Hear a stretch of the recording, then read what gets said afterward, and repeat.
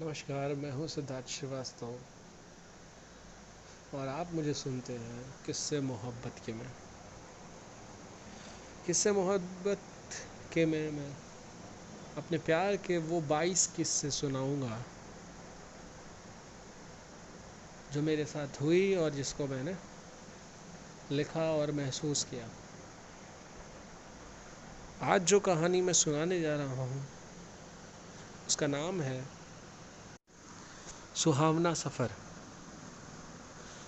जी हाँ, इसका नाम सुहावना सफ़र इसलिए है क्योंकि लास्ट के कहानी में आप ये देख ही चुके होंगे कि मेरा प्यार अब मेरे साथ था, जिसको मैंने इजहार मोहब्बत भी कर लिया था और मेरे प्यार ने उसमें हामी भी भर दी थी और हाथ में हाथ डाल के साथ चलने का वादा भी कर दिया था। तो असल बात ये है कि हमारे कॉलेज में कॉलेज टूर का प्रोग्राम बन रहा था। वैसे तो ये एजुकेशनल टूर था, लेकिन प्रथम वर्ष में होने वाले इस टूर को लेके पूरा कॉलेज उत्साहित रहता है, क्योंकि एक मेमोरी होती है, मोमेंट्स होते हैं, ऐसा सबने कहा था। अपने टशन में तय स्टेशन की ओर जाने लगे। काफ़ी लंबा प्रोग्राम था, कम से कम 5 शहरों का घूमने का प्रोग्राम था। 4 शहरों में मेजरली घूमना था। स्टेशन पे पहुँचे। स्टेशन पे पहुँचते ही हमें अपना प्यार अपनी ओर देखते हुए मिला। नोक झोंक के साथ वो सफ़र शुरू हुआ। हमें सीट पाई और न चाह के भी एक दूसरे को बस देख भर सकते थे, ना गले लगा सकते थे और ना ही कुछ।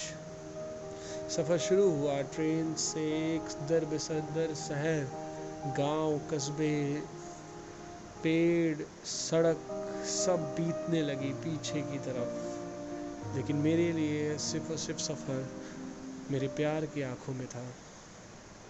जब भी मौका मिलता, ऊपर से, नीचे से, दाएं से, बाएं से, किसी भी कॉर्नर से, कैसे भी हम लोग अपने आँखों को मिलाते और ना कुछ कह के भी बहुत कुछ कह जाते। वो एक अलग मोमेंट था, वो एक अलग ही एहसास था, जहाँ हमने जग के सामने अपने प्यार को नहीं रखा था। सिर्फ और हम और वो जानते थे कि हम दोनों प्यार करते हैं और हम लोग साथ थे। सफ़र आगे बढ़ता गया और हमें एक शहर में रुकना हुआ, जहाँ पे हमें वहाँ 2 रात्रि के लिए रुकना था। ये वो समय था जिसको मैं अपनी ज़िंदगी में कभी नहीं भूल सकता। होटल में हम सब रुके, एक दूसरे के साथ मस्ती करते हुए, खेलते हुए, कूदते हुए, जो होता है, हमने वहाँ समय काटा। और साथ ही साथ एक रात चुपके से मैं उसके साथ उसके पास चला गया। हम काफ़ी लोग थे वहाँ, खेल रहे थे, कूद रहे थे, बातचीत कर रहे थे, अपने मौसम, अपने सफ़र के बारे में बात कर रहे थे, छुटपुट हुई घटनाओं के बारे में बात कर रहे थे। धीरे धीरे सब अपने कमरे में जाने लगे और मैं अपने प्यार के साथ वहीं रुका। बाकी भी काफ़ी लोग थे।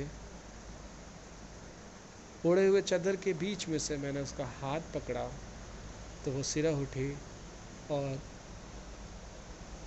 ये पहली बार था कि हम लोग एक साथ एक जगह पे कहीं थे। फिर अगले दिन सुहावना सफ़र आगे बढ़ा और हम एक बहुत बड़े शहर की ओर हो लिए।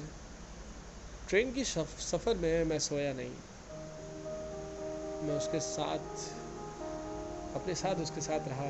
किसी तरह जगह बनाते हुए हम दोनों हाथ पकड़ लेते, किसी तरह एक दूसरे को स्पर्श कर लेते, किसी तरह एक दूसरे के करीब हो लेते। यही उठक बैठक, यही एहसास जुटाते चले गए पूरे रास्ते भर। फिर हमें ट्रेन छोड़ के एक ट्रेवल गाड़ी में बैठना पड़ा, जो शायद मेरी ज़िंदगी का सबसे खूबसूरत समय था, जहाँ हम अपने प्यार के साथ गाड़ी के सबसे पीछे कोने वाली सीट पे बैठे हुए थे, जहाँ हम उसके हर एक सांस को महसूस कर सकते थे। ठंड के कारण हमने चद्दर ओढ़ रखी थी, तो हम अपने प्यार को आंखें बंद कर करके अपने कंधों पे सुला सकते थे। उन प्यार के मोमेंट्स के सामने कोई भी प्यार के मोमेंट्स नहीं है। जैसे जैसे ऊंचाइयां बढ़ती गई, बर्फ़ की श्रृंखला सामने आती गई, उसी तरह वह मेरे कंधों पे मेरा टेक लिए पिघलती गई।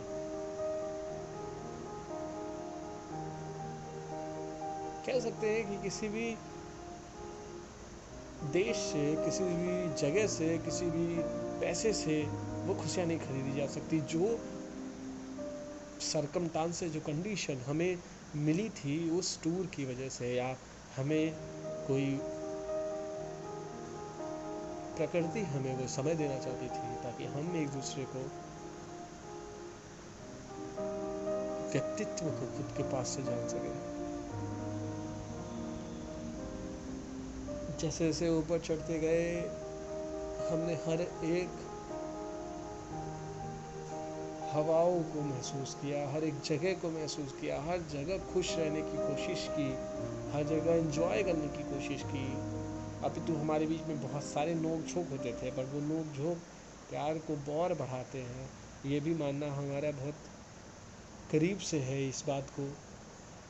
अभी तो दूसरों के मुकाबले तो हम काफ़ी कुछ खुद के थे, एक दूसरे के होके रखे थे।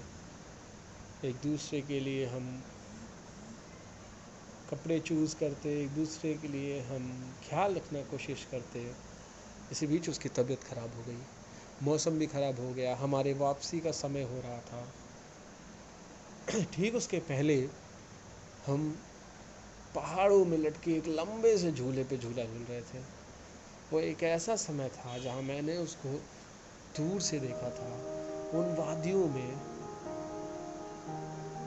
झूलते हुए, खुश होते हुए, और जैसे लगा पूरा ज़माना उसके लिए, या मेरे लिए कह लें, बेकार सा हो गया था।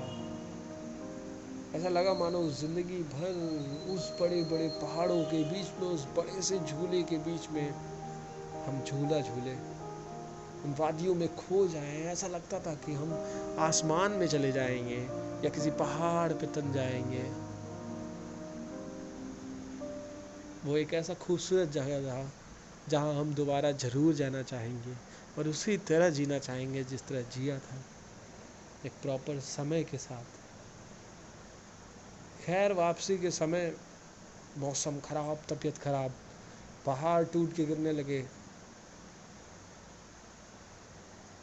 लैंडस्लाइड्स होने लगी, गाड़ी में वो और परेशान लोग। इसी बीच मेरा हाथ उसके कंधे के पास, उसको खींचता हुआ अपने सीने में ज़ोर से लगा लिया।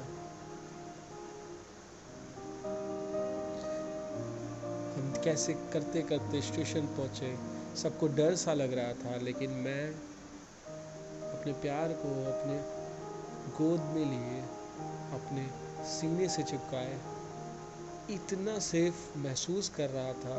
शायद इतना सेफ मुझे किसी लैंडस्लाइड का फिक्र नहीं था। मुझे सिर्फ और सिर्फ फिक्र था तो अपने उस प्यार के, जिसका सर मेरे चेहरे को छू रहा था, जिसके सर को मेरा चूमने का मन कर रहा था, और गाड़ियों के हिचकोले में मैं उसके माथे को चूम भी लेता था।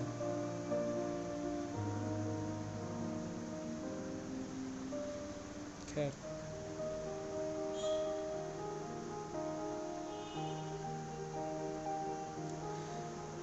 सफ़र आगे बढ़ा और हम पहुंच गए स्टेशन पे। वापसी का समय हुआ।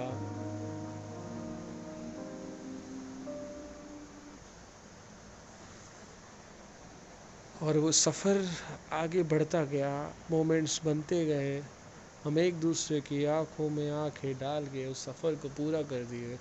पता ही नहीं चला कि वो 8 से 10 दिन कैसे बीते। लगता है वो 1 घंटे का या एक चंद सेकंड का मोमेंट्स था जिसमें वो मेरे साथ थी और एकाएक ओझल हो गई। वो सबसे लंबा समय था जिसमें हम सुबह से लेकर शाम तक उसके साथ रहते थे। एक बहुत छोटा सा वाक़या हुआ, वो मुझे देखने आई कि मैं तैयार हुआ कि नहीं, क्योंकि अब मैं बहुत लेज़ी और आलसी टाइप का हूँ। तो वो ढूंढने आती थी कि तुम तैयार हुए कि नहीं, घूमने गए कि नहीं। जब वो देखने आई कि मैं तैयार हुआ कि नहीं, उस समय कोई नहीं था। मैं तैयार हुआ या नहीं ये तो मुझे भी पता नहीं, लेकिन हाँ, दरवाज़ों को ओट लगाते ही मैंने उसको गले से लगा लिया था। और वो सुकून शायद ज़िंदगी के किसी सफ़र में नहीं मिला जो उस सुहाने सफ़र में मिला।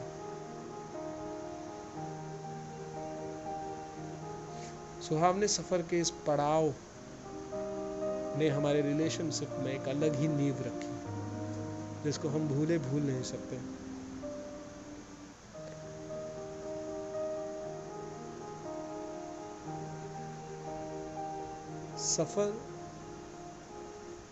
सफ़र होता है, लेकिन जब आपके साथ आपका प्यार होता है तो वह सफ़र सुहावना सफ़र होता है। बस इतनी सी थी आज की कहानी।